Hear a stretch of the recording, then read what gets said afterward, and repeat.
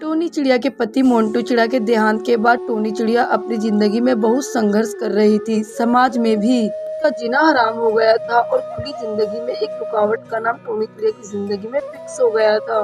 Tony चिड़िया बहुत सोच समझकर अपना जीवन बिता रही थी, थोड़ा खुल के जीने की कोशिश करती थी। समाज वाले उसकी खुशी को बर्दाश्त नहीं करते थे और हर वक्त उसे बेइज्जत करने लगते थे। और टोनी चिड़िया की खूबसूरती का जंगल में हर कोई दीवाना था। एक दिन टोनी चिड़िया की सारी सहेली टोनी चिड़िया को समझाती है और टोनी चिड़िया से बोलती है, टोनी चिड़िया, इस भरी जवानी में तुम ऐसे सफेद साड़ी पहनना होगी तो हर कोई तुम्हें अपना बनाना चाहेगा और अगर रंग बिरंगी दुनिया में जाओगी तो समाज तुम्हें ठुकराएगा। इसलिए तुम हमारी बात मान लो, तुम किसी अच्छा चिड़ा देखकर शादी कर लो। वैसे भी अभी तुम्हारे पास कोई संतान नहीं है, तुम्हारी जिंदगी संवर सकती है। हम तुम्हारे बारे में बहुत सोचते हैं, इसीलिए हम कह रहे हैं। टोनी चिड़िया सोच समझकर अपना जवाब देती है और बोलती है, अगर तुम सब मेरी भले के बारे में सोच ही रहे हो तो तुम ही मेरे लिए चिड़ा देख लो। भी सुंदर वन जंगल में बंटी कबूतर की एंट्री होती है। टोनी चिड़िया जंगल में दाने लेने जा रही होती है। बीच में बंटी कबूतर और टोनी चिड़िया दिख जाती है और बंटी कबूतर टोनी चिड़िया का दीदार कर तभी सोच लेता है वो अब चिड़िया ही उसकी दुल्हनिया बनेगी।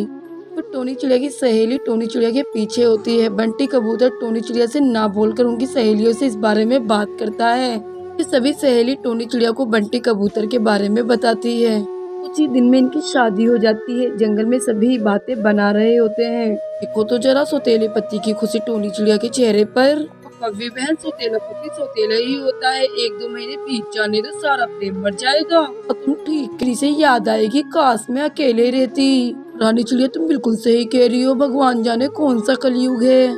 टोनी चिड़िया की सहेली मुनमुन चिड़िया बोलती है, कव्वी आंटी, तुम्हें इतना दूसरों के बारे में सोचने की जरूरत नहीं है और तुम्हें पता है तुम इतना दुखी क्यों रहती हो, क्योंकि तुम टोनी चिड़िया की खुशी को देखकर सोचती हो ये खुश क्यों है, बस यही कारण है तुम्हारा दुखी रहने का। चल चल, मुनमुन की बच्ची आई बड़ी मुझे पाठ पढ़ाने।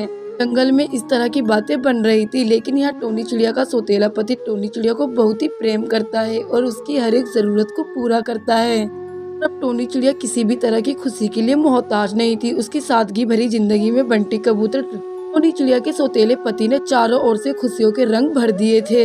ऐसे ही समय के साथ समय बीतता गया, परंतु टोनी चिड़िया के सौतेले पति ने टोनी चिड़िया को किसी भी प्रकार का दुख नहीं दिया। टोनी चिड़िया भी अपने सौतेले पति बंटी कबूतर के साथ बहुत खुश थी और एक दिन जंगल में सभी को कहती है, टुनी काकी, कौवा चाचा, कौवा मौसी, तुमने शुरू से लेके अंत तक मेरे पर उंगलियां उठाई है। जब मैं दुखी थी तब भी तुम दुखी थे कि ये कैसी किस्मत लेकर आई है, और आज जब मैं खुश हूँ तब भी तुम दुखी हो, क्या किस्मत पाई है। सभी को समस्या क्या है? समस्या जो भी हो, अब मैं चुप नहीं रहूंगी। अब मैं तुम्हें एक राय देती हूँ और सुनो मेरी बात ध्यान से। तुम मेरी खुशियों के साथ जीना सीख जाओ। मुझे मेरे सौतेले पति शादी के इतने वर्षों बाद भी आज तक मुझे उतना ही प्रेम करते हैं जितना उन्होंने मुझे पहली नजर में किया था। इसीलिए तुम दूसरों को जज करना बंद करो। सबको अपनी जिंदगी जीने का हक है उनके तरीके से। और मैं शुक्रिया अदा करती हूँ अपनी सहेलियों का जिन्होंने इतने मुश्किल वक्त में मुझे सहारा दिया और तुम्हारे घटिया समाज से छुटकारा भी। अब टोनी चिड़िया अपने सौतेले पति बंटी कबूतर के साथ बहुत खुश थी और बंटी कबूतर भी अपनी पत्नी टोनी चिड़िया से किसी भी तरह से परेशान नहीं था।